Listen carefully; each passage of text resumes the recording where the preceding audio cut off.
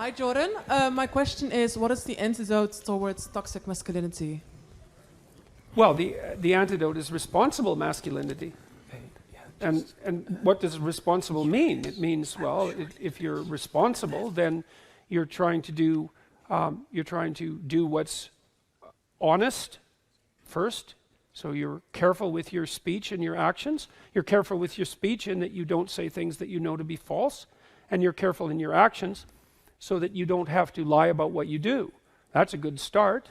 And then the next thing would be that you're capable of taking responsibility for yourself at least, so that once you're an adult, no one else has to bend over backwards to ensure that you don't unduly suffer in the world. And so that's responsibility for yourself. And then if you get halfway good at that, well then, you might think about taking on the responsibility of a family and contributing to your community and doing all those things in a harmonious manner.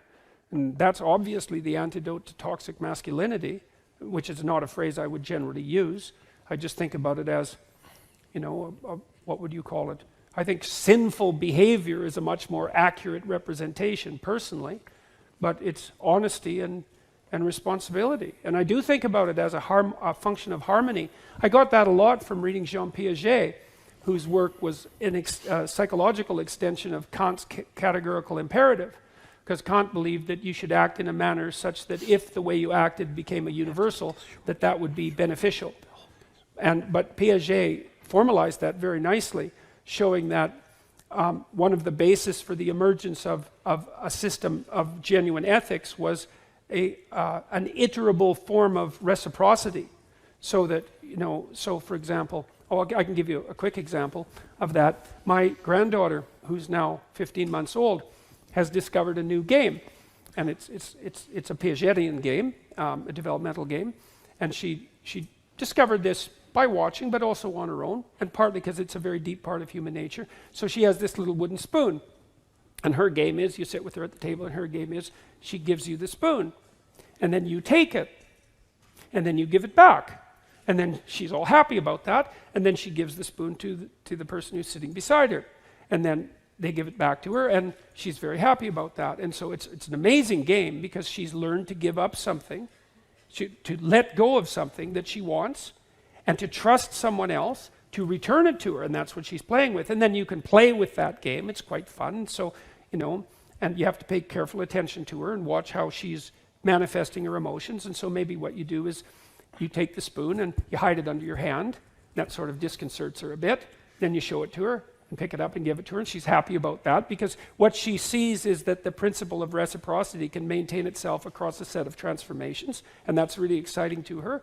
Or you can give her the spoon and she can give it back to you, and then she can reach for it and you can pull it away 1/4 of an inch, and that sort of disconcerts her, and then she'll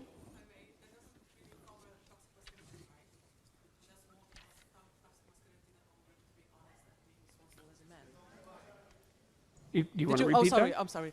I said that didn't cover really a toxic masculinity, right? Because yes, it's dealing with the principle of reciprocity. No, you just said that you have to be honest and responsible as a man.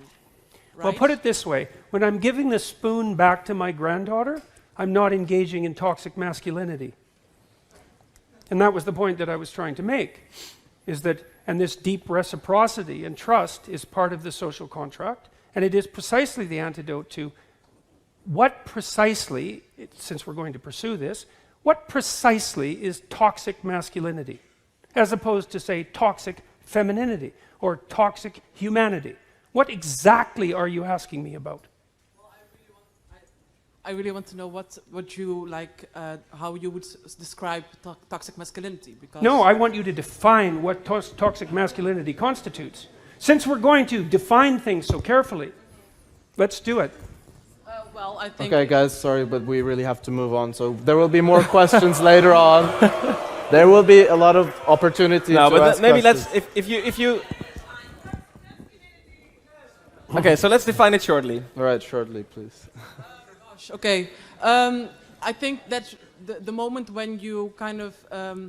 I have a hard time to kind of describe it in English. Let's say,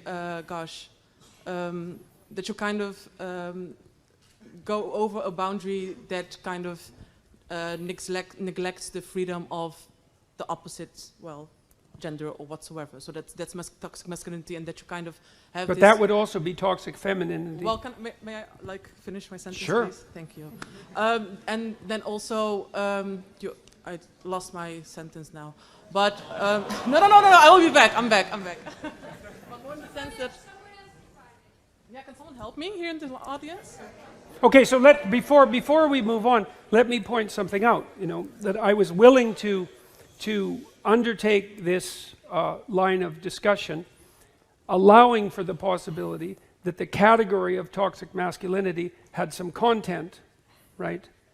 But if we're going to pursue that line of reasoning and quibble about the answer, then we're certainly going to quibble about the definition that's embedded in the question. And so part of what's happened in our discourse is that we're required ethically to assume a priori, merely out of politeness, that the utterance toxic masculinity actually constitutes a meaningful phrase. And if you push it, you find very rapidly that it doesn't, because it's very, very, very difficult to define, and definitions actually matter.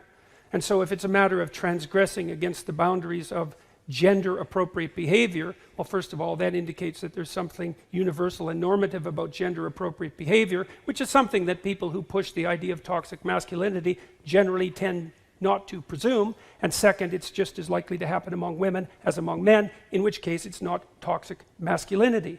So maybe on to the next question. Okay.